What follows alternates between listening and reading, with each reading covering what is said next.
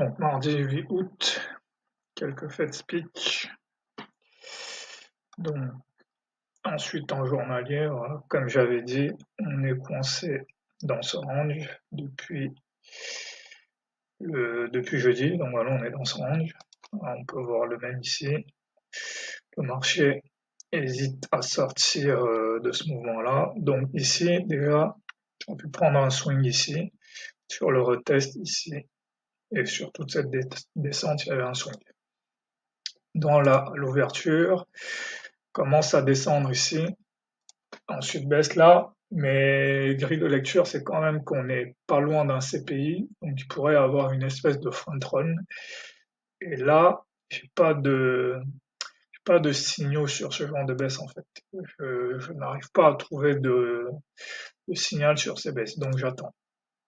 Là, j'ai un premier reversal, mais c'est assez faible. Quand c'est au milieu de nulle part, normalement, il faudra un retracement plus fort. Là, j'ai une seconde bougie, là, j'achète, mais c'est du FOMO, pas de jus. Là, ici, je vends. En fait, à ce moment-là, je me rends compte que, étant donné mes grilles, le plus probable, c'est que ça va être un bear trap, en fait. Mais c'est vraiment parce que j'ai ces narratifs que c'est un bear trap. Parce que ici, si on remonte un peu, le 2 août, voilà, j'ai eu à peu près la même chose, mais là, c'était une vraie baisse, parce que là, j'avais pas de narrative de hausse en approche, et là, on était vraiment dans une dynamique baissière. Or là, on est quand même dans un range, donc c'est pas improbable qu'on s'arrête là. Donc voilà, donc là, on est ici. Donc là, immédiatement après, on se remet à monter, on remonte ici. Là, je préfère faire une pause parce que là, je ne sais pas ce qui est en train de se passer. Ici, je recommence à acheter. Pourquoi? Parce que déjà là, BJP est à 74,66 et là, on clôture ici, on clôture à 74,69. Donc, on clôture légèrement au-dessus de BHP. Donc là, je commence à me dire que peut-être là, on va initier une hausse. Et en plus, j'ai mes grilles de lecture. Ici, je rajoute ici, mais j'aurais pu attendre aussi, j'aurais pu attendre vraiment qu'on dépasse la zone des 50%. Et quand même, ici, sur le dos, on était en train de le dépasser, donc ce qui me rendait confiant et le DXY était en baisse. Donc voilà, en fait, à partir de là, il n'y a plus grand chose à faire. Là, il faut juste rajouter jusqu'à la clôture, en fait. Là, en fait, ce qui me permet de faire ça, c'est les Fed speech aussi. Je n'ai pas rajouté ici, mais aussi les Fed speech sont souvent des moments où on a des ranges et qui terminent par des hausses. Et donc tous ces éléments-là, en fait, me poussaient à dire que ça, contrairement au 2 août où là, ça a vraiment donné lieu à une baisse. Voilà, ici on voit qu'on a à peu près le même mouvement et ça a donné lieu à une baisse.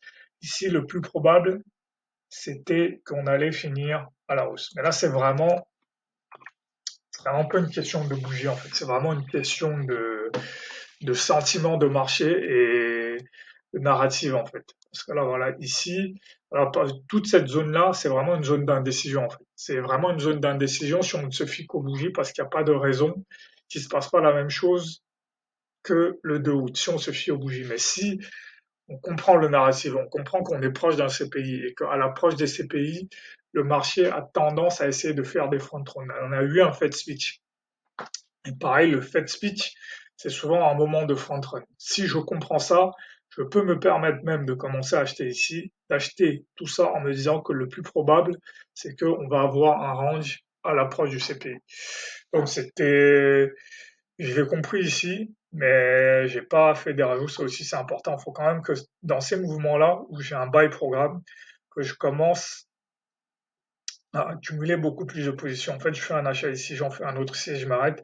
Il faut vraiment que j'essaye de faire sur une journée, d'acheter tout du long jusqu'à la target, en fait. Parce que là, il n'y a même pas une seule bougie qui est retracée, en fait. Donc, ça veut dire qu'en mettant mon SL sous les bougies, j'aurais pu aller jusqu'à la clôture et je pense que ça aurait fait une très bonne journée. Donc, ça, c'est un truc vraiment, faut que je commence à faire ça dans les journées comme ça où j'ai le narrative, j'ai les bougies qui confirment, là j'ai les fair value gap qui s'ouvrent, j'ai le RH50 qui fait résistance, vraiment rentrer ici dans un buy programme et acheter sur toute la soirée.